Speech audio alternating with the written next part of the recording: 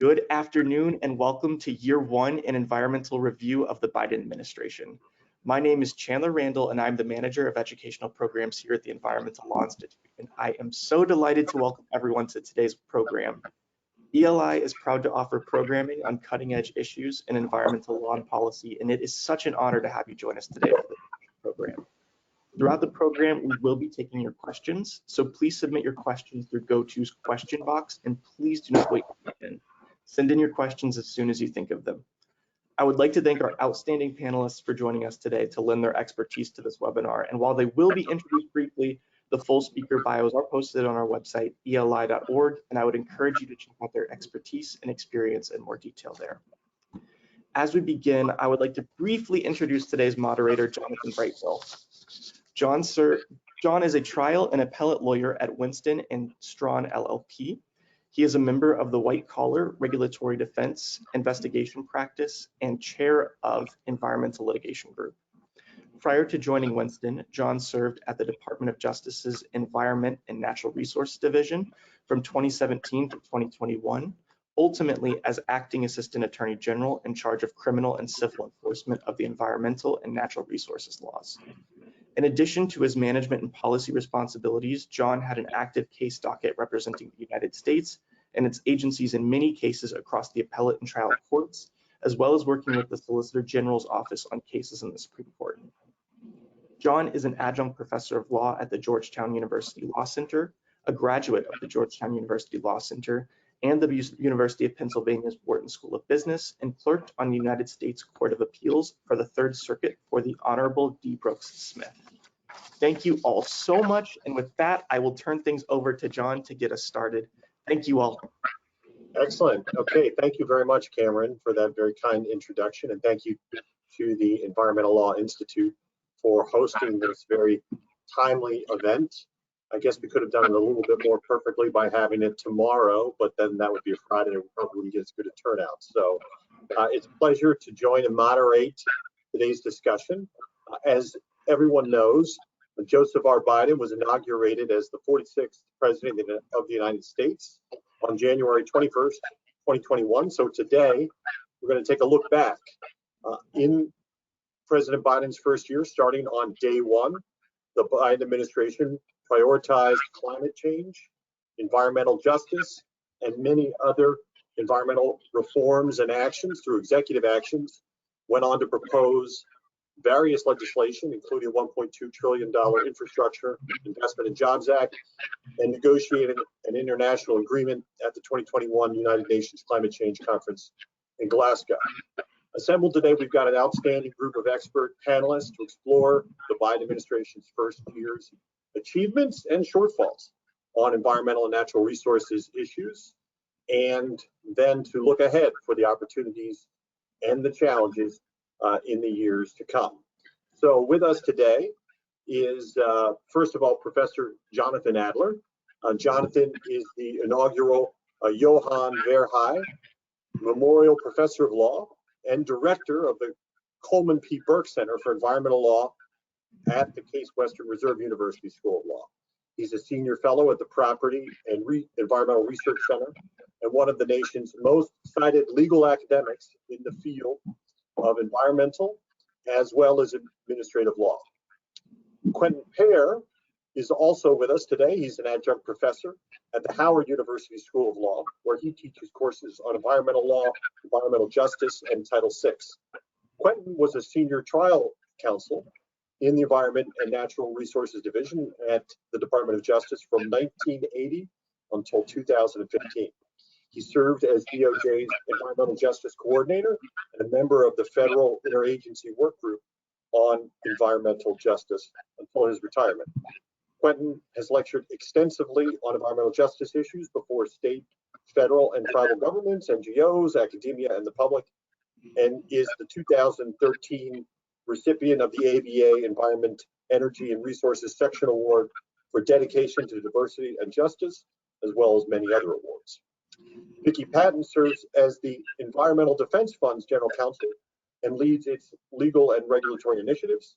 For over 30 years, Vicki has worked with partners to secure national and state protections addressing climate and air pollution, participating in numerous successful climate and clean air cases to protect human health and the environment.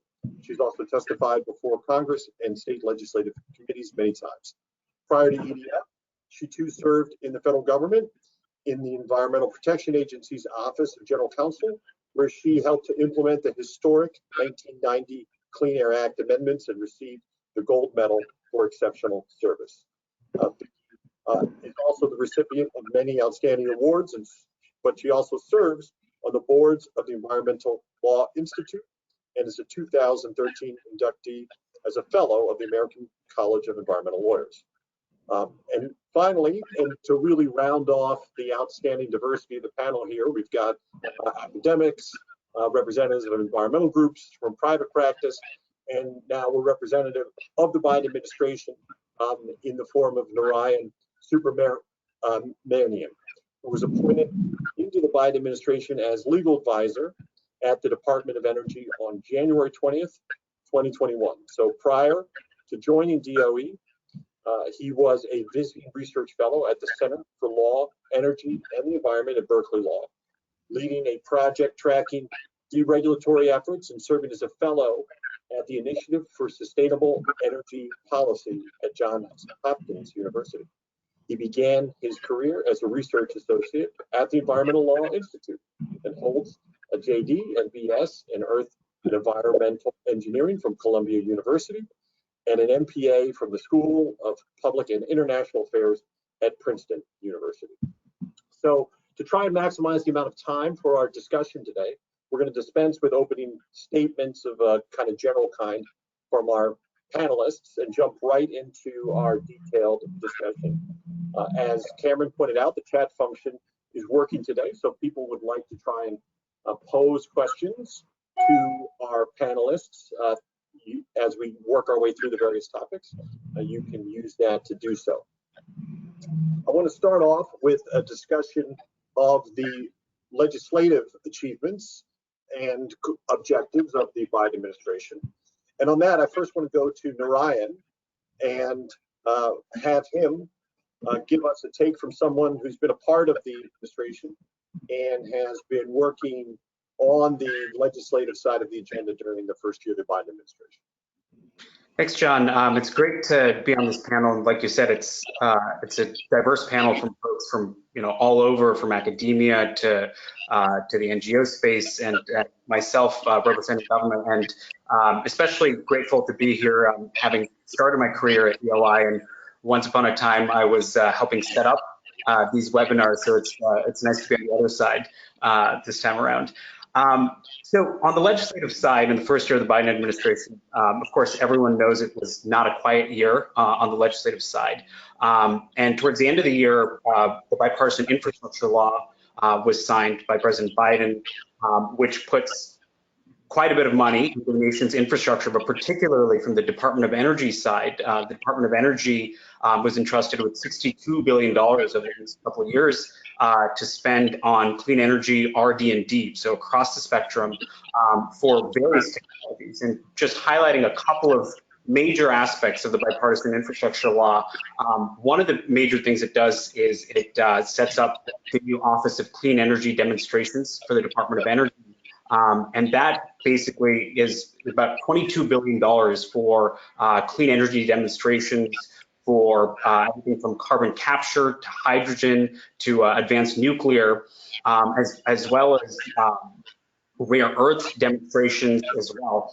One of the things that became quite clear in the supply chain crisis is the extent to which we're reliant on critical minerals and materials for clean energy. And so that's also part of the Department of Energy's mandate to push the ball forward on R&D for critical materials and minerals so that we can actually open up the supply chain for clean energy to be manufactured here in the United States. So that was a big part of the bipartisan infrastructure law. The bipartisan infrastructure law also puts money into existing programs like the Weatherization Assistance Program.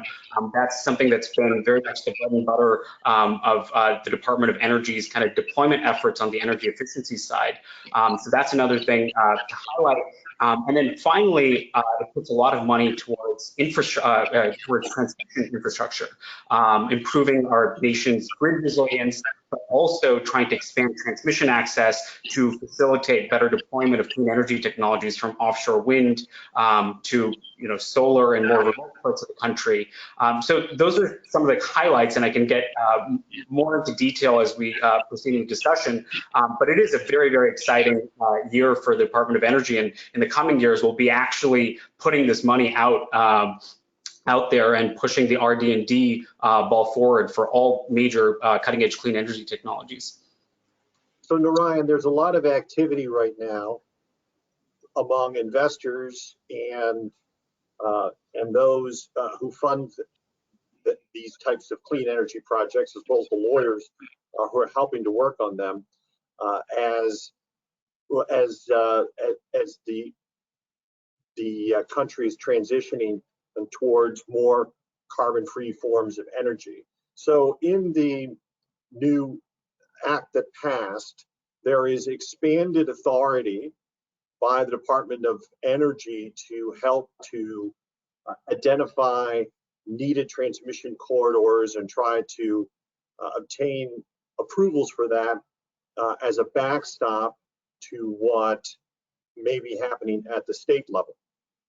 Do you have, is there anything you can share about either when folks can expect to see that authority begin to come into play and some of that money come into the system, and what the plans are in that regard? So DOE just in the last couple of weeks put out a notice of intent on how it plans to start using some of those authorities. And like you highlighted, one of those authorities that DOE now has is what we call an anchor tenant authority for DOE to kind of be the first investor in a transmission line and allow a private or public entity to then take the reins afterward. Very often in transmission, we find that there's a first mover problem. And so with the bipartisan infrastructure laws new authority that DOE has been entrusted with, DOE can actually jump in first. And through a transmission facilitation fund that DOE now has, there's a $2.5 billion revolving fund that DOE can use to kind of grease the wheels and get money out the door to start building transmission lines. And once those transmission lines start to get built, then demand for the transmission lines will also, be generated after that. So that's actually been a critical piece of kind of DOE and the administration strategy moving forward to expand transmission access for the federal government to take a more active role in trying to facilitate transmission expansion. Great, thank you, Narayan. So let's continue our conversation about the legislative achievements or shortfalls and move over to Professor Adler to provide observations maybe outside of the Infrastructure Act. Sure, happy to, and it's certainly a pleasure to be here today. First, on the infrastructure side, I just one quick comment there. I think it's interesting what we just heard about how the federal government wants to use its authority to help accelerate projects, because that's, I think, going to be particularly important. I mean, one thing that I think it's fair to say was missing from the infrastructure bill was much change to the various permitting and other sorts of processes that historically may have been used to stop environmentally harmful development and infrastructure, but today, as we know, often end up obstructing the development and deployment of renewable energy and the like. I'm here in Cleveland, and if one just looks at the efforts to put in offshore wind in Lake Erie, one sees how the regulatory process that has been created can just chew up these projects and chew up resources. It's good for lawyers. I tell my students that, lots of work to do here, but not very good at accelerating the rate at which we deploy these technologies. Now, something that I think was interesting in terms of the Biden administration's approach legislatively in the first year is a broader debate that's been occurring within the Democratic Party about how to approach the Congressional Review Act. As folks may recall, 4 years ago at this point, the Trump administration was celebrating this quote unquote unprecedented degree of legislative action that it had taken, and the vast bulk of that was Congressional Review Act resolutions of disapproval that did no more than repeal Obama administration regulations. And so there was a question about to what extent would the Biden administration and Democratic Congress use the Congressional Review Act to repeal Trump administration regulations. And one reason why that's important is because, as we all know, the regulatory process is slow, it's laborious. If you want to survive judicial review, you've really got to take your time, dot your I's, cross your T's. That's arguably more important now than ever, especially given some of the recent trends in administrative law. And so the Congressional Review Act is potentially a very powerful tool to clear the decks relatively quickly. But one concern has been that the Congressional Review Act has a provision that says agencies can't adopt a new rule that is substantially the same to one that has been repealed. And since that's never been challenged in court, it's never been interpreted in court, there's some question about if you repeal, say, a Trump administration regulation that is deemed to be insufficiently stringent and wanted to then have the agency replace it with a more stringent regulation, would you be able to do that? And I think that's been one of the reasons for reluctance and why there were only a total of 3 resolutions of disapproval of Trump administration regulations, one in the environmental space. But that one, I think, is quite significant because it involved regulations of methane. And what was interesting is the Trump administration regulation both simultaneously repealed the more stringent Obama administration rule on methane emissions, and then replaced it with a much less stringent rule. And so I think correctly it was observed that since that's one rule, to repeal that rule is to restore the pre-existing Obama era regulation. And so perhaps counterintuitively, this legislative mechanism that is often seen as a purely deregulatory tool was actually used to heighten the stringency of regulations. And so while I'm certainly one that thinks that there may have been additional opportunities that were lost for the Biden administration, folks at the GW Regulatory Studies Center identified over 170 Trump EPA rules that were subject to CRA repeal at the beginning of 2021. The way it was used, I think, was significant, and certainly, even if only on the margin, lessened the load on the EPA, which is trying, to do a lot of work to both undo policies the Biden administration disagrees with from the Trump administration, as well as adopt a new set of policies that move forward. Thank you, Jonathan. So, Vicki, we've heard from Narayan about the successes, and Jonathan noted the use of the CRA on the methane front. The Biden administration obviously had some successes, but I know that there was a lot of legislation that was proposed and anticipated that some would have liked to have seen to go even farther. Interested in your views on how the Biden administration fared in the first year and what else you're hoping to see in the next year. Thank you so much, and really appreciate the dialogue. The bipartisan infrastructure legislation, I think, reflects some really important collaboration, public investments and private sector partnership, in addition to the investments in grid modernization that I think will unlock an enormous amount of private sector investment and capital.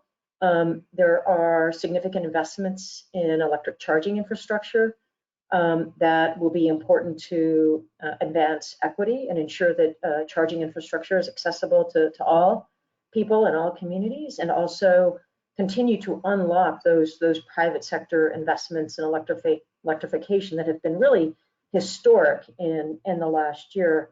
I also want to just touch on the fact that the bipartisan infrastructure legislation made historic investments in clean water.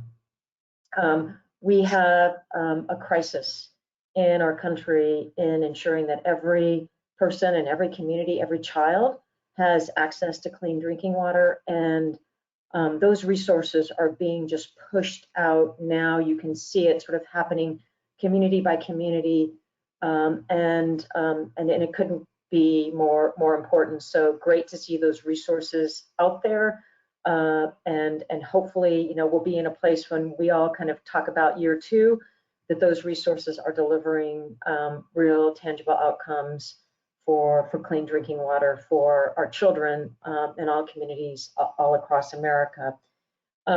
We continue to look to the Biden administration and to members of Congress to take additional action and on Build Back Better. And it is failure is not an option. There's an enormous amount at stake for the American people, building on the foundation of the bipartisan infrastructure legislation to again make sort of crucial investments in solutions that will address the climate crisis, that will create jobs, and that will position our country, I think, now and for years to come in a way that we are stronger. And I want to touch on Jonathan Adler's comments on the Congressional Review Act disapproval resolution, which the president signed into law in June.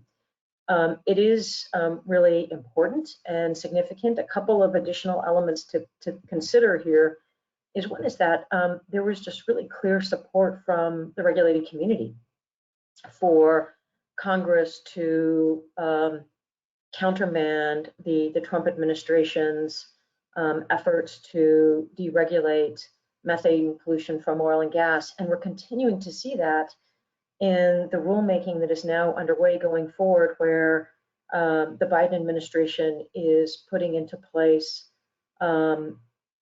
strengthened, protective, well-designed limits on methane pollution from oil and gas, where oil and gas companies, community leaders, state innovators are all kind of aligned in supporting these rigorous action. And to Professor Adler's point, we've gotten to a place where we're working on solutions far more quickly because of the effort by Congress, clearly countermanding the effort by the prior administration to tear down those important safeguards.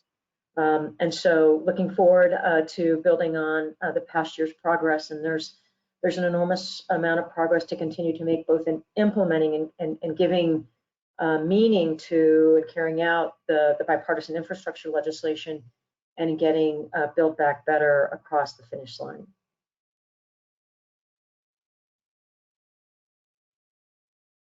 Great, thank you, Vicki. So, Quentin, you're one of the nation's experts on issues of environmental justice. The Biden administration came in with a very aggressive agenda and set of announcements around environmental justice, and some legislative, some by executive branch. We're going to start on kind of the legislative side, but what was your impression of how the Biden administration fared during that first year, and what are you looking for in the coming year? Well, thank you, John, and I want to thank Eli for putting on this discussion today. Legislatively, I think it's a mixed bag. Of course, there was actually it's been around for some time, proposed legislation to make environmental justice into a federal law. And as I have to tell my students, there is no environmental justice law, which is a big discussion about whether we need a law or not. I know from my work in the Department of Justice and on the IWG, the Federal Interagency Working Group of Environmental Justice, the Executive Order 128 was a lot more effective than people first thought. But that's a discussion that's going to be ongoing. I think the real big note for me in terms of environmental justice is, of course, Executive Order 1008, 100, do I have my zeros right? 8, tackling the climate crisis at home and abroad. Under that, which is just a huge document, putting in place the infrastructure, if you will, for moving the environmental justice agenda forward, particularly Justice 44 initiative, which set out early pilots and distribution of funding to programs. I think the real accomplishment there is also the establishment of the White House Environmental Advisory Council and the White House Interagency, EJ Interagency Council. It really moves under 12898, the Clinton era executive order. They created the Federal Interagency Working Group and had a number of federal agencies that worked together. It was a good beginning. It had its ups and downs, but it began the exploration of having agencies come together and work in consolidation or cooperation to address really big problems facing underserved communities. And that was chaired by EPA and housed in EPA. It has now been moved up into the White House, which is significant. Politically, sending the message of its importance, and also having a better control, if you will, of the involvement of IWG efforts. In the Obama administration, under the IWG, there was all the agencies had to sign a pledge to promote 12898 goals on environmental justice. And it had some important things where, for instance, you had to publish monthly, yearly, reports on each agency of the IWGs, what they had accomplished in terms of environmental justice, what complaints they had received, how they would adjust those complaints. They had to publish it on their websites. There was a well-coordinated effort. Under the last administration, that all but died out. I've gone recently back.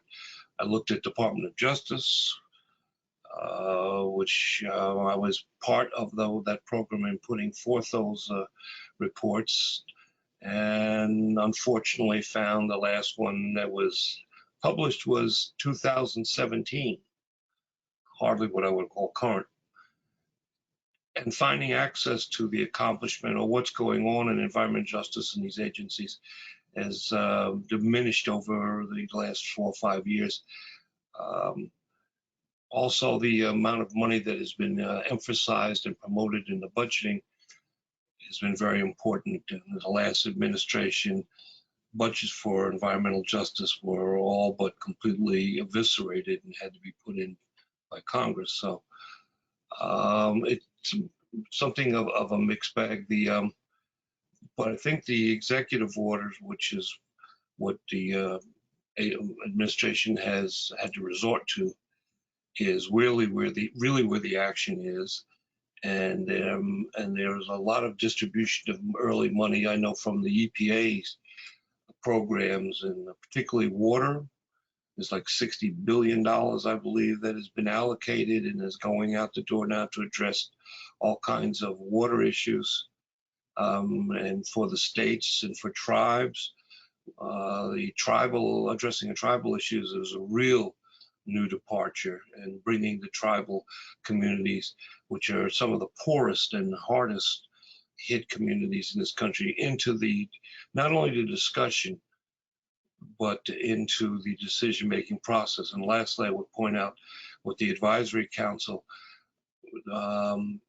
they have looked for and brought in people who are in and of the communities affected, not just experts and people who have titles, but a whole list of everyday working people and people who have in the struggle or environmental justice for many years, brought them into the process of the decision making, which is it's a real important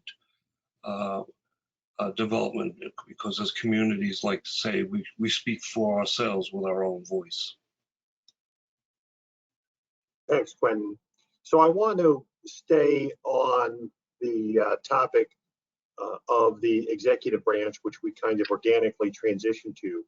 But before we move to that, we've got a couple questions here from the chat that I would like to pose because they're timely. One, and it relates to Vicki, you mentioned the monies that are being made available for clean water investments. Quentin, you also mentioned that as well in the Infrastructure Investment and Jobs Act that passed. Do you know if those investments are only in the form of loans, or are there grants that are authorized to be issued? And do you have any sense of what the proportions and amounts of money are? I don't have the exact figures, but I think there are significant grants in addition to, so I think there are major resources that are going out right now to communities and to help replace lead service lines. And one of the things that's really important in making sure that we're removing the lead from our drinking water is to ensure we're comprehensive in the way we address it, so that there are some programs that remove just part of the lead service lines, and not all. And so we've got to make sure that we are addressing all of the lead that can leach into our drinking water. It's major investments that are happening right now in communities across the country, and I think a lot of additional resources available that we can sort of follow up with and provide after this discussion. And I apologize, I don't have the numbers right at my fingertips. Great, thank you, Vicki. Yeah, I don't have the exact figures myself, but I know throughout the federal government agencies, there are a lot of grant programs. Now, particularly for EPA, they have committed the largest number of grants and monies into small grant programs, which is a real critical component in getting the money, starting programs in these communities to address environmental justice issues. If I can use what I call the poster boy of these efforts is Regenesis in North Carolina, under the direction of Harold Mitchell, which I remember Harold came just fresh out of undergraduate school and traipsing around at any forum he could find to get people's attention to the pollution and the mortality in his community. And he was able to secure a $20,000 small grant from the Office of Environmental Justice. And literally over 10 years, they have leveraged that to about $300 million in commercial development and investment. Everything from Volkswagen putting a plant there, medical research facilities, etc. And it can show you the power of what seed money, if you will, and can do. And the community has been transformed by that.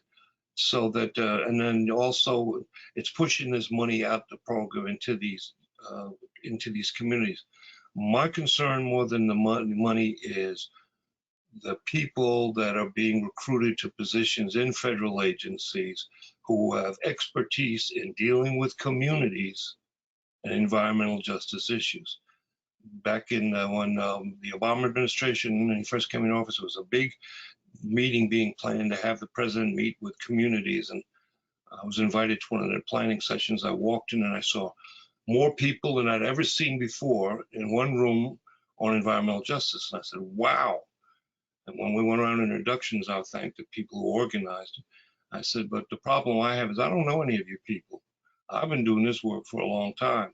You better go back into your agencies and find the people who have experience dealing with these communities and know what their issues are, having asked them what they thought their community problems were, as opposed to being paternalistic, telling them what you think the problem is.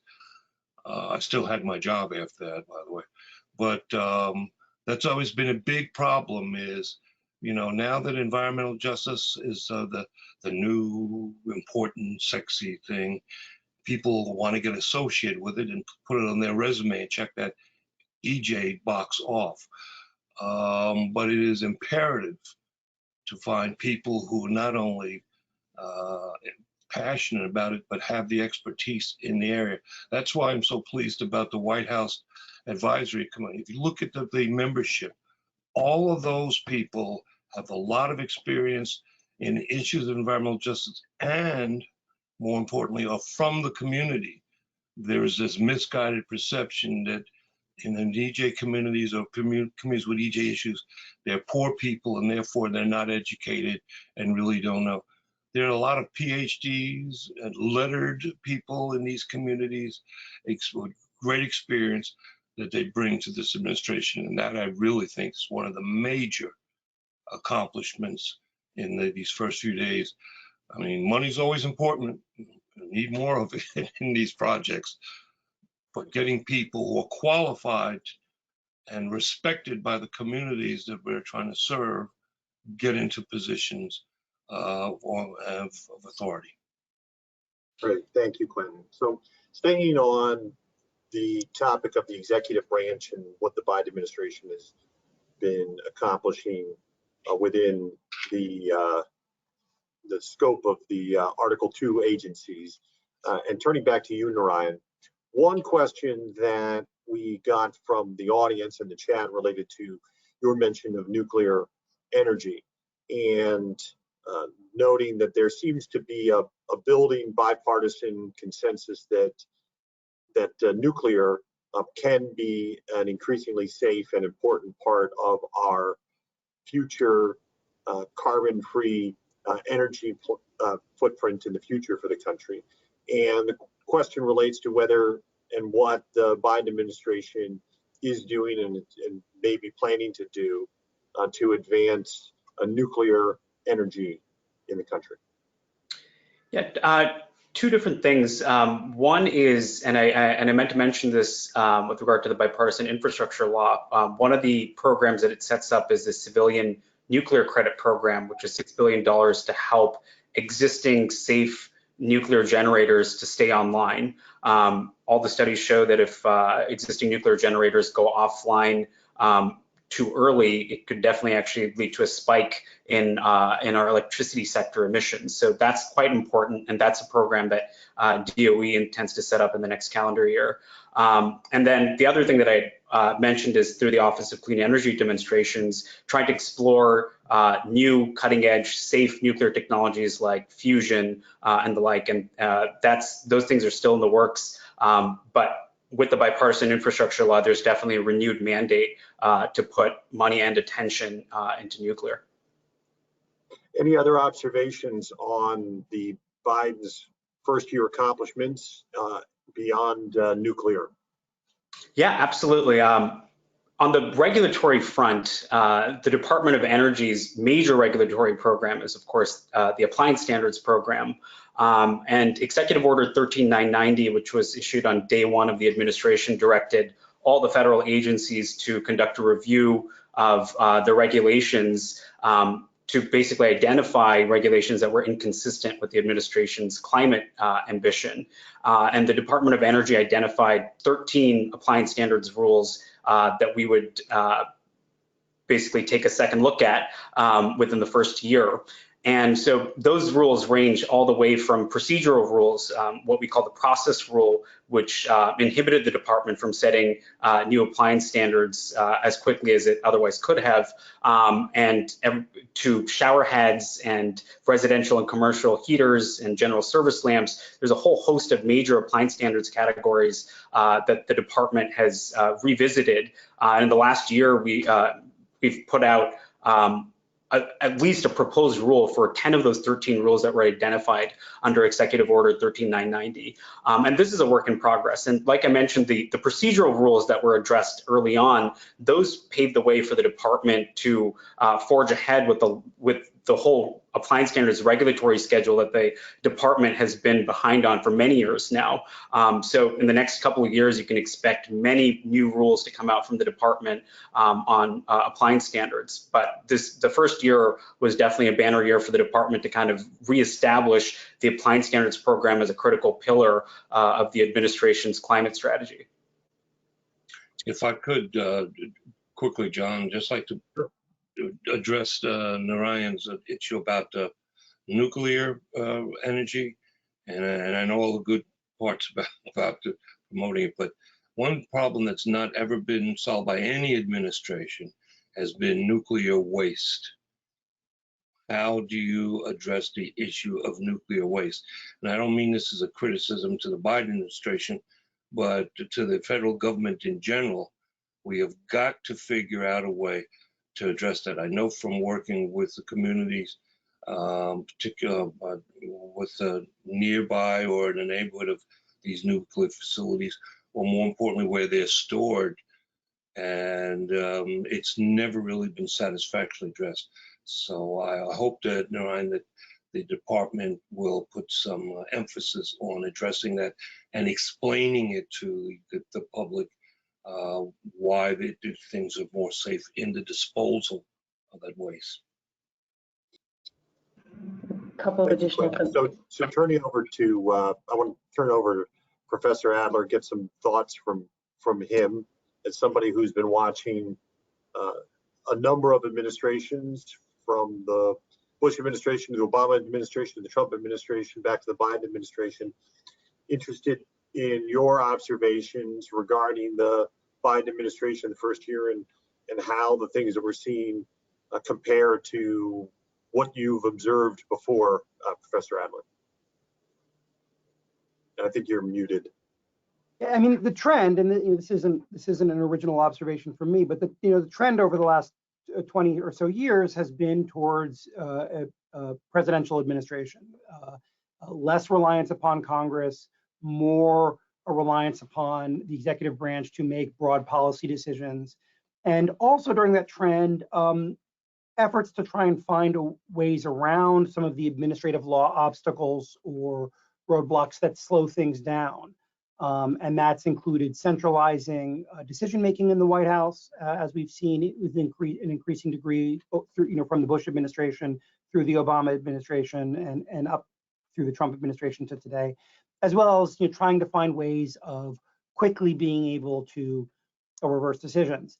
I think one part of that trend, and it affects our political expectations, has been emphasizing style over substance, or flat, the sizzle over the steak. So lots of executive orders and lots of attention to executive orders, which is great because executive orders certainly set the tone and make clear what an administration's policies are. It's a public way of announcing to the world, these are our priorities. These are the instructions we're giving to our agencies. These are the things we want them to put on the table, and whether it's environmental justice or climate. We see the Biden administration doing that as the prior administration did. The problem is the executive orders set the agenda. They don't actually do all that much. And what really matters is the follow through. And I will say, I think at this point, it's hard to know how successful some of that follow through will be. The Biden administration has done the tone setting you would expect, putting issues, especially environmental justice and climate, on center stage within those agencies that have authority on those areas, and especially with climate, putting those issues on the agenda of agencies we haven't historically thought of as being environmental agencies. So encouraging the SEC and agencies with financial or jurisdiction over financial matters to incorporate climate considerations there. And so that's very significant in terms of tone setting. We'll have to see what the follow through is. One other thing that's just an interesting observation, which I think is worth watching, is we don't yet have a confirmed administrator for the Office of Information and Regulatory Affairs. And that's interesting. And OIRA, like the CRA, is generally seen as this deregulatory thing. OIRA is where good rules go to die, has certainly been the view from environmental organizations and the progressive community historically. What's interesting is that we, at least based on reporting, what we saw under this administration is the White House wanting the EPA to be more aggressive with its vehicle emission rules, and the EPA pushing back. And I will say, just as someone that observes this space, EPA's successful pushback, I think, is in part a consequence of not having a Senate-confirmed OIRA administrator. That means that the ability of the White House through the OIRA process to exert pressure is reduced. If you talk to people that have been in those rooms, when you're sitting around the table, the person that's been Senate confirmed has more pull in that meeting than the person that's enacting, or the person that's a possibly acting or whatever else. And if the White House is going to be successful at using presidential administration, at directing things from the White House, from following through on the priorities set in these executive orders, I think there's going to have to be some recognition that you need to, for example, have a Senate confirmed head of OIRA. You need to have folks in place that can do that. And because we saw, certainly with the Trump administration, the lack of people in place, Senate confirmed, with expertise, with knowledge, exhausts your ability to get things done very quickly. And whether you like the direction that's going, just as a observation of how the bureaucracy works, you need those folks in place who have the expertise, the knowledge, and the political stature that comes from being appointed, being confirmed, and so on. So as somebody who's sat in a number of meetings with people who were Senate confirmed and not Senate confirmed, I certainly endorse your observation about the hole that status gives you. Do you read anything into the fact that we don't have a Senate confirmed OIRA head at this point? You know, I'll defer to others on that. Just as an, you know, historically, I think it's somewhat, I think I see a parallel to that in the way the CRA has been handled, in that historically OIRA has been viewed with suspicion by folks in the environmental community, because that's where the economists would push back against aggressive environmental rules. And so, you know, it's perhaps unusual to think of OIRA as a place where an administration like the Biden administration could, in fact, put pressure on agencies to go in the opposite direction.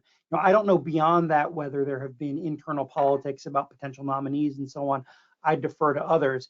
But as a practical matter, I think as the administration goes on, it'll be more and more difficult to turn those first-year aspirations and priorities into tangible, on-the-ground results embodied in rules that have gone through notice and comment and so on, if you don't have those sorts of folks in place.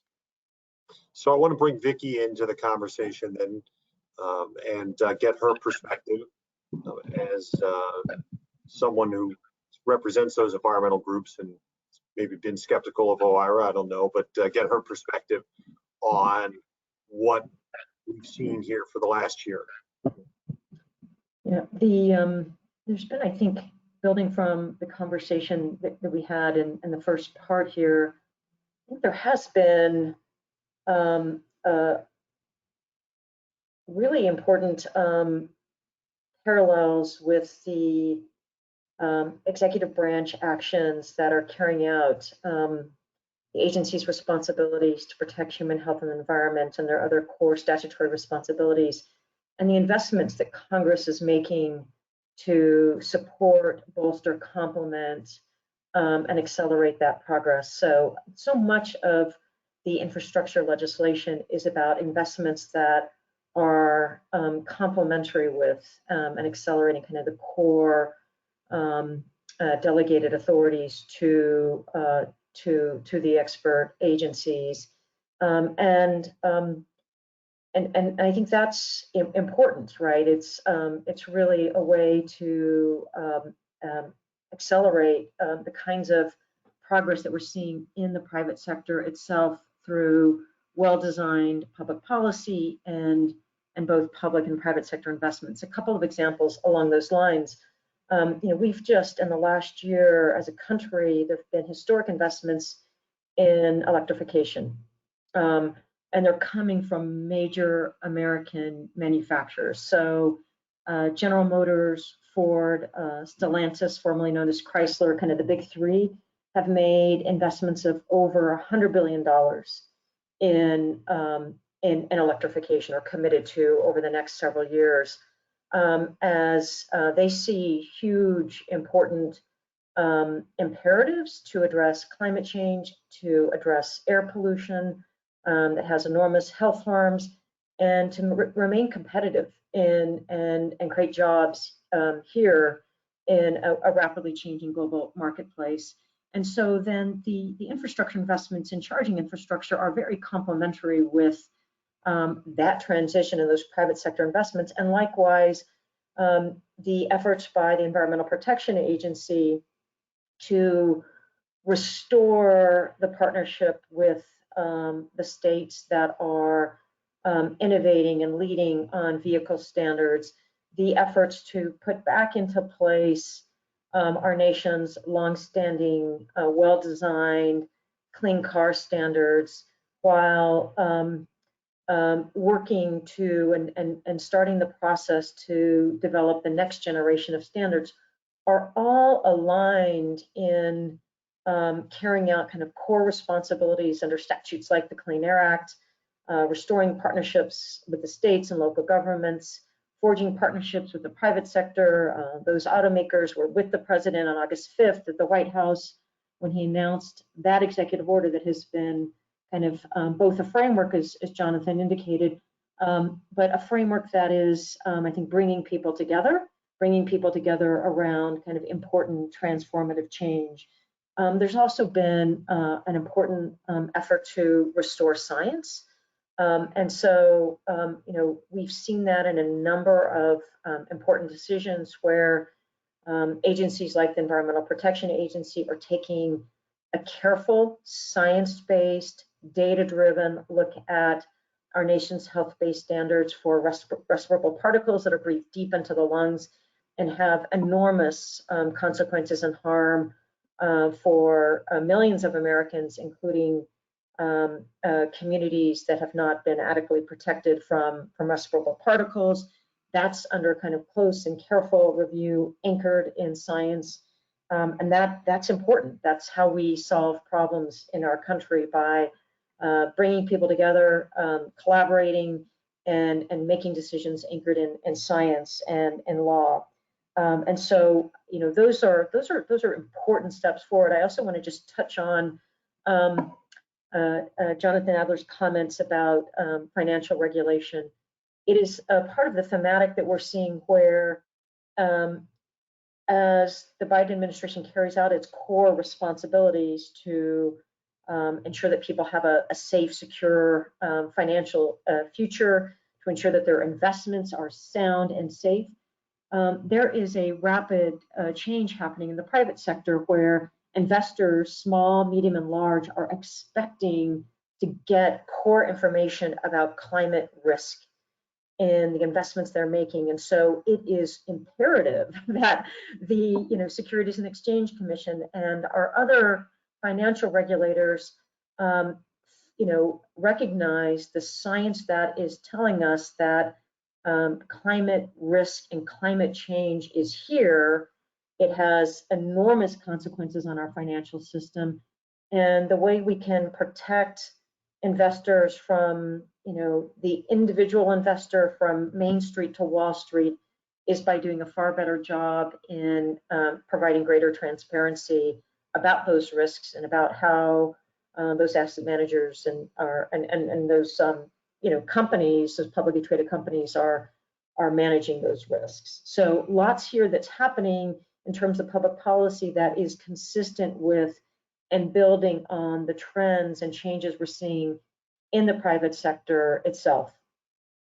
So I want to stay on this topic for a second on climate-related financial risk and disclosures. This is something that there's been a lot of discussion about among legal practitioners and many in the private sector, and a lot of voluntary efforts have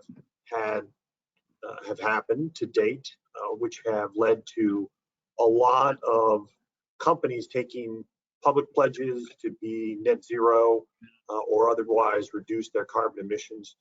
And I'm curious for the views on this panel, given the fact that there has been some activity at an international level and agreements level, and as it relates to climate, and there's some activity that is contemplated in the regulatory space.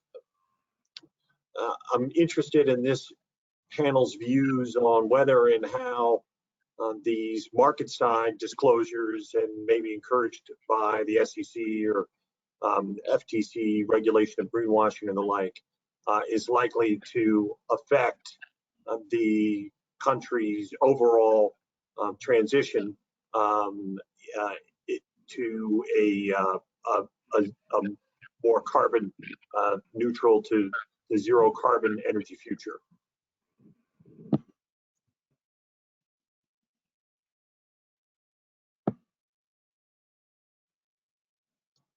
Anybody? More or? Very wide-ranging question there. I'm not sure really how to respond to it. Yeah, I'll leave it at that. I'll just jump in. I mean, I'm not entirely sure how much what the SEC, for example, does will move the needle, because a lot will depend on what sorts of requirements for disclosure are there, and how rigorous they are, how verifiable they are, how standardized they are. I mean, there are some difficulties in how you develop and adopt that standard. But whether or not the SEC moves forward in that direction, there's work by folks like Mike Vandenberg, which I know ELI has highlighted in the past, which shows a tremendous change in the private sector. Large companies through supply chain, smaller companies through efforts at being more progressive, sometimes as a way of attracting consumers, sometimes just as a internal dynamic of what a company's internal ethic is going to be. There's been dramatic change there, and it's been where a lot of the change has occurred, given that, as we all know, the federal government's ability to act directly regulatorily against greenhouse gas emissions is constrained. The Biden administration has been very aggressive with methane, where the relevant legal authority, I think, is quite clear. Whether it has the broad legal authority to regulate greenhouse gas emissions in other contexts, and if so, how broadly, is something that I think is a bit more up in the air, and the Supreme Court is hearing a case on that next month. But we have seen significant progress in the private sector. To me, I think the big thing that would really accelerate that lever is carbon pricing in some form. That we've seen dramatic dematerialization across developed countries for pretty much every factor input that's priced. And if we want that sort of dramatic transformation that I would argue is thus far the most important and positive environmental trend of the 21st century, you need to figure out a way to get carbon priced. And that will accelerate what we see in the private sector. The challenge, of course, is how to do that, and whether or not there are enough regulatory tools that are in the Biden administration's possession to do that, and if not, how does it get the tools? And that's one of those things you can't do in year one, but I think going forward is really the big question about how we deal with these issues.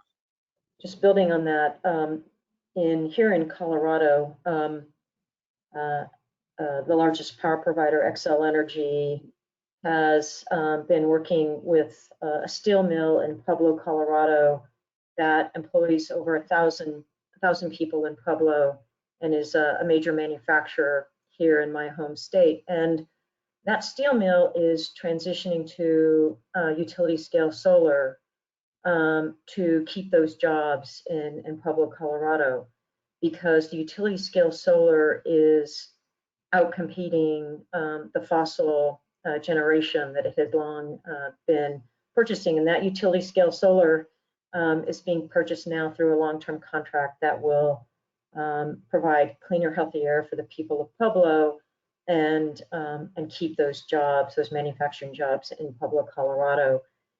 I think what we will see, and what will be really important to see in the administration as we look over the horizon, is how do we eliminate the barriers to these sorts of market transformations. We're at a really important point where these clean energy solutions are outcompeting other forms of solution, and that's good news for our country. We can do this. We can make this. We can have zero-emitting solutions in the power side and the transportation sector that provide healthier lives for millions of people in communities that have been afflicted from pollution for far too long, that create jobs and economic prosperity and opportunity, and that help us address the climate crisis. And so, one of the things that we've seen that the Federal Energy Regulatory Commission has indicated is that they're going to be looking at how do they try to eliminate kind of the market barriers to competitive clean energy solutions, and unlock kind of that private sector progress. And in the financial regulatory space, we likewise need transparency, right? We need to ensure that investors have rigorous, transparent information so that there is a full and fair functioning market to consider and address and manage for those climate risks.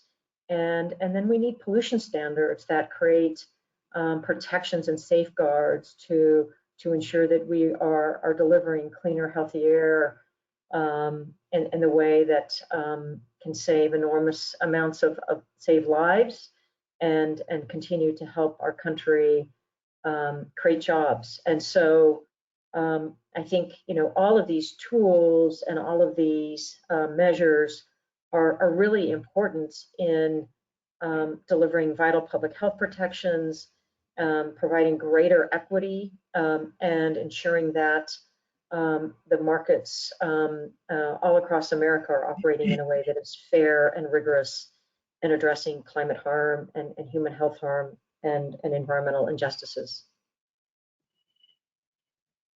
Quentin, I think at one point you wanted to jump in with a comment. I don't know if you had that chance. I just wanted to piggyback on and endorse Jonathan Adler's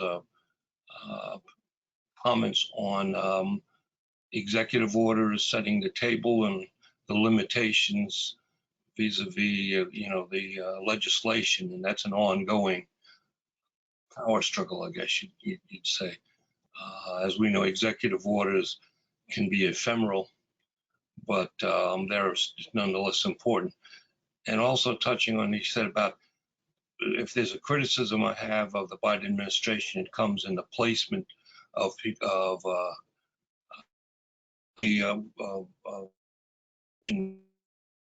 positions, but there's some career positions. Particularly the vetting process by the White House has been kind of slow. And in the confirmation process, I mean, there were some candidates that have not voted out of committee, very important positions for Olin at EPA, OECA, and throughout the government, there are a number of positions that have not been filled. And as Jonathan was, noting that these positions are important, and the agenda is not going to be able to move forward. And here we are a year later. That is of real concern to me. Okay, I want to move things along now. And of course, I'm sure we can and will come back to what's happening at the executive branch, but I want to talk a little bit about the courts now and the judicial achievements or shortfalls.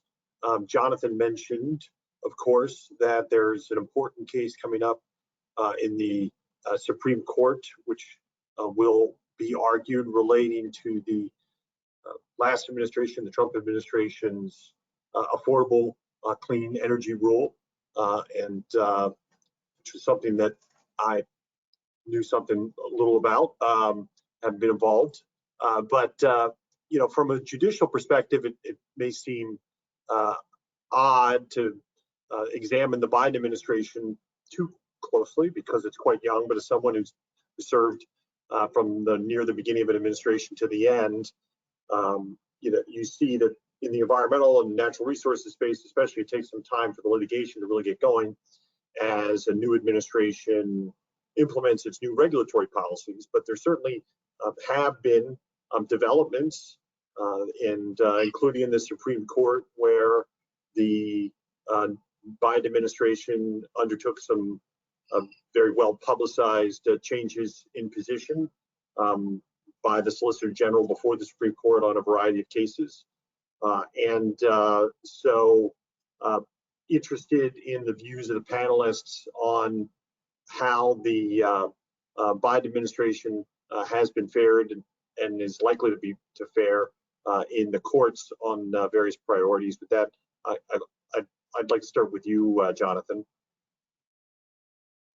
Sure. I mean, so the caveat here is that it's early. most of the big cases typically involve challenges or defenses of rules. It takes a while for an administration to have its own rules in place, and then a while before those challenges evolve and reach the appellate courts. So we haven't yet seen too many examples of the Biden administration having to defend policies that it itself developed in the environmental space. We have not seen a repeat of what I would characterize as kind of the reckless effort to undo a lot of things that, especially at EPA, that we saw under Administrator Pruitt at the beginning of the Trump administration. So it's hard to say too much. I mean, in the environmental space, certainly in the renewable fuels case, I suppose it was embarrassing for the Biden administration to decide not to defend the Trump administration's waiver in that case that the EPA had given, and then for the Supreme Court to rule in favor of the prior EPA policy that the Biden administration was no longer defending. I say somewhat embarrassing because I actually think that the dissent in that case probably got it right, and so the Biden administration position was the correct one. But that aside, I'm not sure I'd read too much into that. What's I think particularly important right now is seeing the dynamic where there's a DC circuit that's going to review a lot of these cases that, in terms of its makeup, is certainly sympathetic to the Biden administration. A Supreme Court in its makeup that is likely to be less sympathetic to aggressive interpretations of regulations, and some early signs outside of the environmental context, such as in some of the COVID cases and in some of the immigration cases, that suggest that Supreme Court is both going to be reading regulatory authority narrowly, but also is going to be looking more closely at agency changes in position. So at the beginning of the Obama administration, we had a case called FCC versus Fox, where ironically the conservatives on the court said it's going to be easier for agencies to change positions, and Scalia wrote that opinion. During the Trump administration, we've seen some stepping back from that, most notably in the DACA decision. Again, outside of the environmental context, but really important message from the court about the importance of reliance interest when an agency changes positions, even if the agency is claiming the prior position was unlawful. So, for example, the Corps of Engineers announcement from a few weeks ago that jurisdictional determinations that previously the EPA and Army Corps had said would be valid for 5 years, the Corps saying, well, we're not going to rely on those if they were made under the Trump administration's interpretation of waters of the United States. We're not going to, for the next 5 years, use those in our permit determinations. Wow, I mean, to me, that's arguably a big unforced error, and something that I certainly wouldn't want to be in the position of defending in court after the DACA decision and after what we've seen the Supreme Court do with early Biden administration switches in the immigration space, suggesting that the DACA case was not simply about the Trump administration and DACA, but about what agencies do when they change positions, how they treat reliance interests, even if the agency claims it needed to change position to correct an unlawful action. And so I think it's too early to give any kind of grade on the Biden administration and the courts. But there are some things that suggest to me that the administration is going to need to be quite careful, and perhaps more careful than it's been in some areas, if it wants its actions to survive.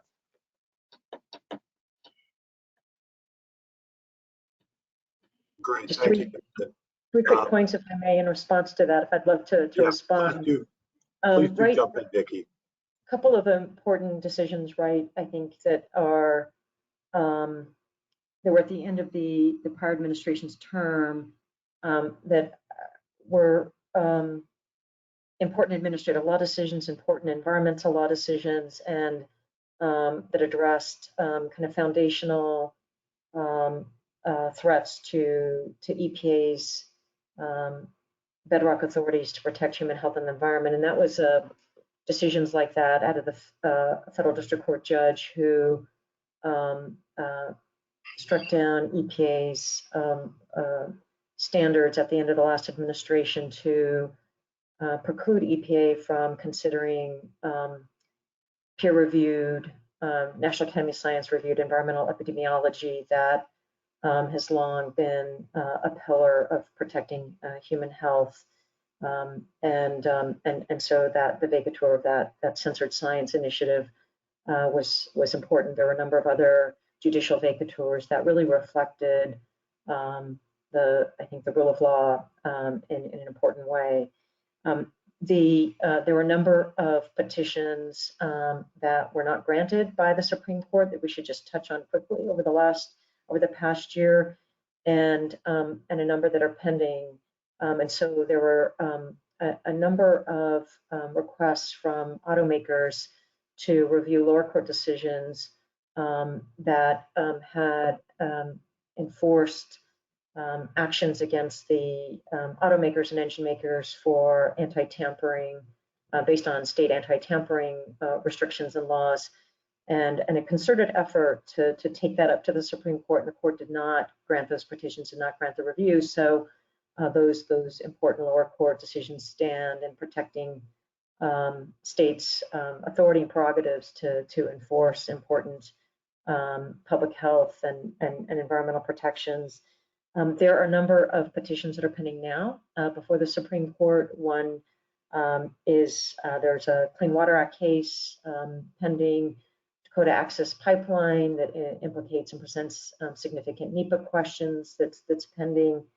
And then a petition pending from a pipeline out of the Midwest, out of St. Louis, that presents important questions about remedial action by administrative agencies that are kind of well settled and well established, and so that's also pending. And then you alluded to the Supreme Court's decision to grant review of the DC Circuit ruling overturning the Trump administration's repeal and replacement of the Clean Power Plan. And I joined Professor Adler in being quite surprised, indeed shocked, that the Supreme Court granted review in that case in a context where there was really no case or controversy. There are no emission standards in effect. The prior administration itself found that its action would have zero cost, and our nation has made enormous progress in addressing carbon dioxide pollution from the power sector. So we far surpassed the projections that we're aiming for under the Clean Power Plan to achieve a 32% reduction in carbon dioxide pollution from power plants over 2005 levels by 2030. We hit that mark in 2019 and then some, and so there are no standards in effect that cause any injury, and so it's not surprising to see the U.S. government really forcefully filing in the last couple of days and objecting to appellate standing and more broadly justiciability under Article 3, and think those are really forceful and compelling arguments.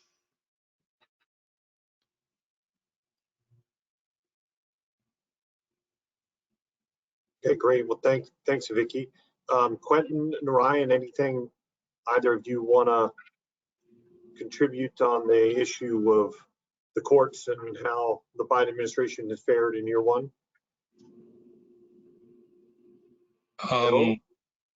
Yeah, well, there are a couple of things that I just like to bring to the attention, our attention in the discussion.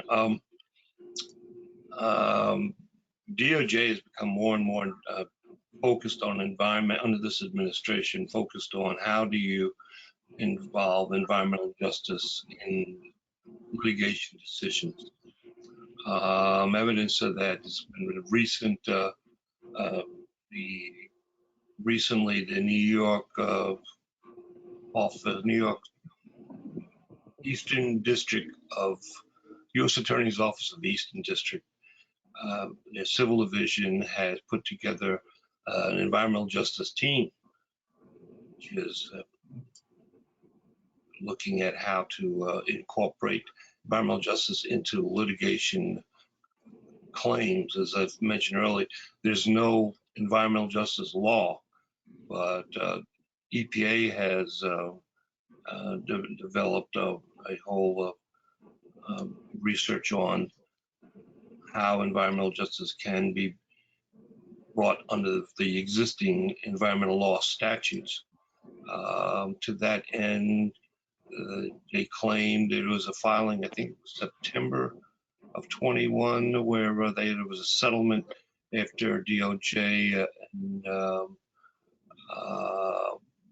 brought action against New York City and the school system for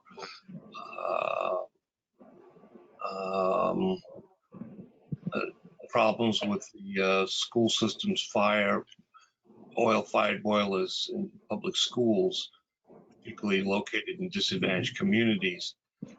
And they went on to particularly claim why this was an environmental justice issue, which they were very proud of.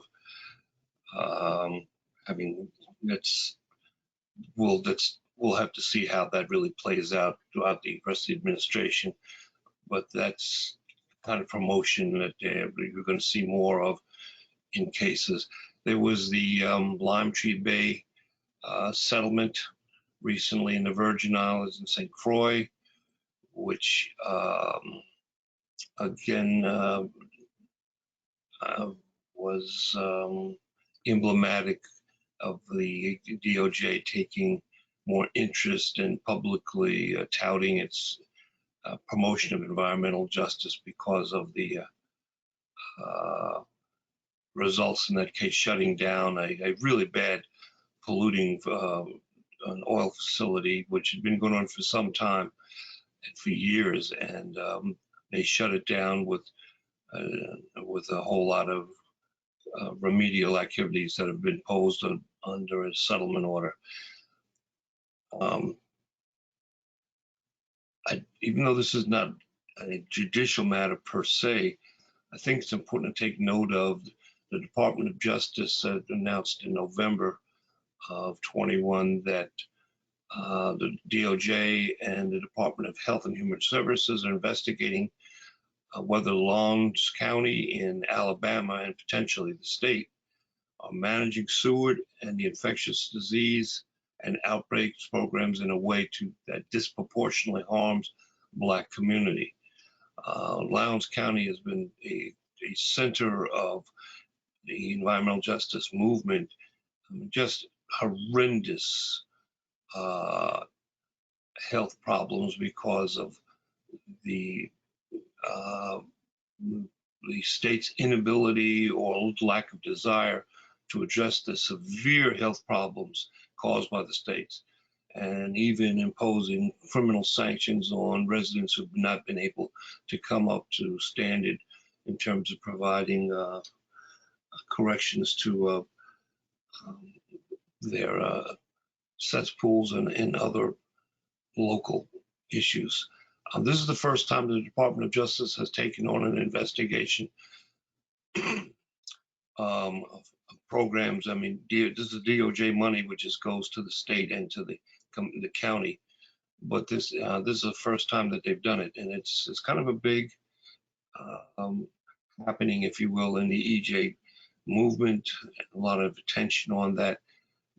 We'll have to see if this evolves into an actual Title VI violation of Title VI of the Civil Rights Act of 1964 or not.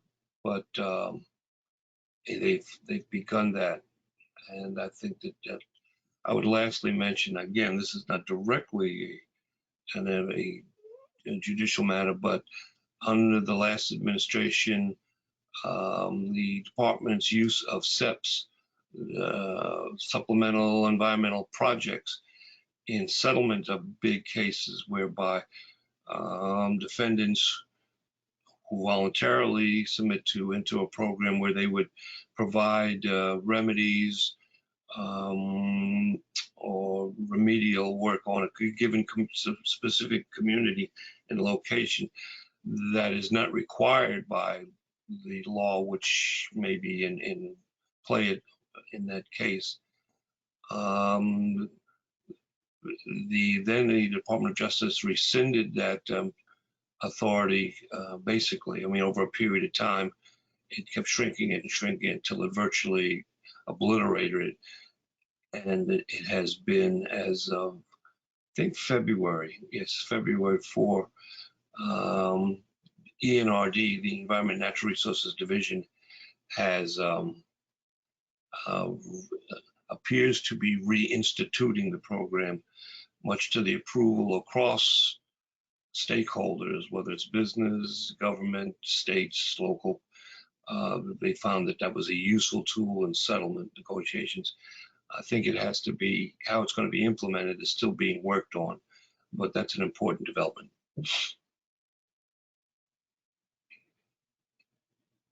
Great, thanks, Quentin. All right, well, we've only got a couple of minutes left, so I'd like to go through everyone. If everyone could just take a final last minute or two, we're going to hand out a grade now to the Biden administration on its first year, not as your own views of its policies, but as the Biden administration has done as against its own objectives and goals and expressed policies.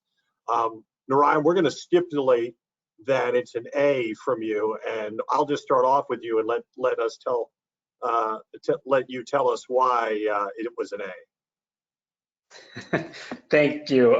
Yeah, I would recuse myself from grading the administration, but that being said, I think it's been a very, very busy year. Like I said, on the legislative front and then on the executive action front, there's a lot that's happened at the department. And I just wanted to touch on one piece that Quentin had brought up around the Justice 40 initiative. And that under Executive Order 14008, every federal agency was required to ensure that 40% of the investments made go towards underserved communities. And so that is something that DOE has started implementing. And as part of that, DOE released something called the Energy Justice Dashboard, where you can actually go online and track every dollar that's spent by DOE and where it's going geographically. And that's important as we start putting out these $62 billion from the infrastructure law out the door.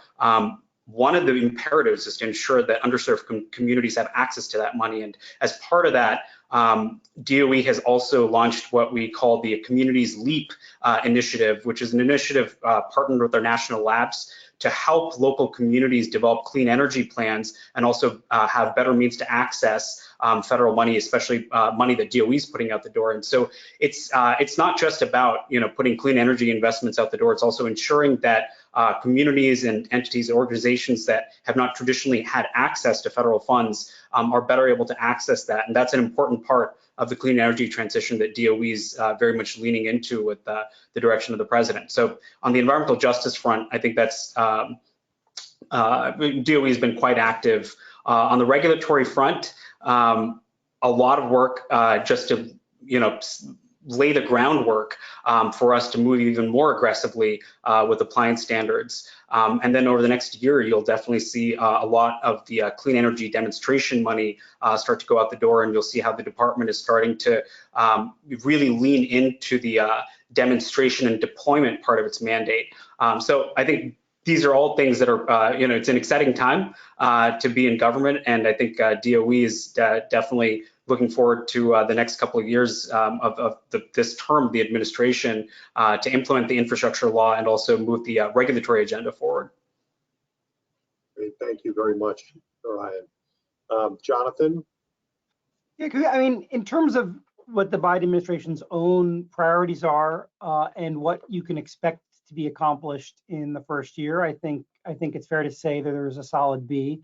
But as an educator, I can say, sometimes you have a student that's doing the preliminary stuff well enough for, to show mastery of the preliminary stuff, but at the same time showing signs of possible danger ahead. And so I would, in the written notes on the grade that I would be providing, I would point out that in terms of some of the positions the administration has taken, some of the things it wants to do, it may be setting itself up for later failures. And the climate case that's going to be argued in February may be an example in that the administration's arguments that that the court should not have accepted cert here, I think, are reasonable arguments. I'm not quite sure that the case is non-justiciable, but it certainly was an unusual cert grant.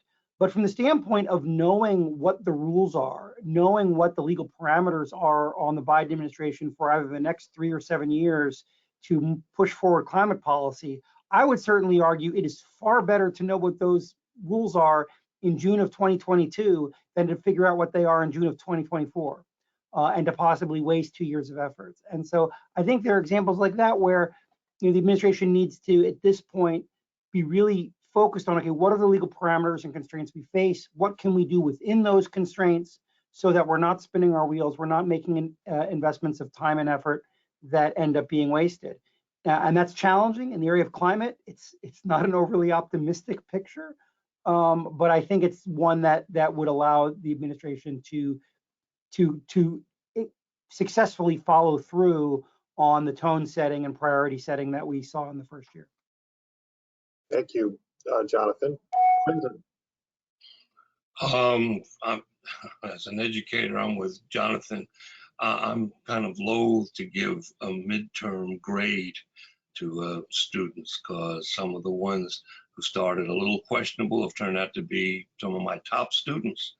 And then some of my bright and shining stars, well, anyway, I would give, if I'm looking toward a grade of E for effort for the administration, but it's unfair at this point for any administration in the first year to give some conclusive grades. I'd like to be a B plus, quite frankly, because of the difficulties, the sheer difficulties and of the problems facing this administration.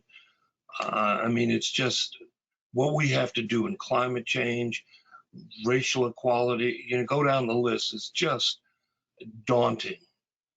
And, but, even though you may mean well, the question at the end of the day is how productive have you been? We will not have a fair view of this, I don't think, for the first 2 years. I think we're off to a good start. There are things I'm not pleased about, like, for instance, DOJ has been given the authority to come up with an Office of Environmental Justice, in which it's supposed to be looking at some cushy language in there about the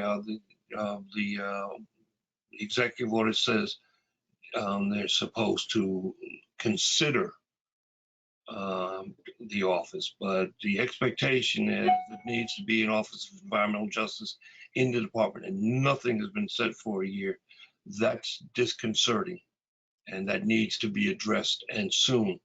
But overall, I'm sticking with my dual rating of E and B plus. All right, thank you, Quinn. Vicki.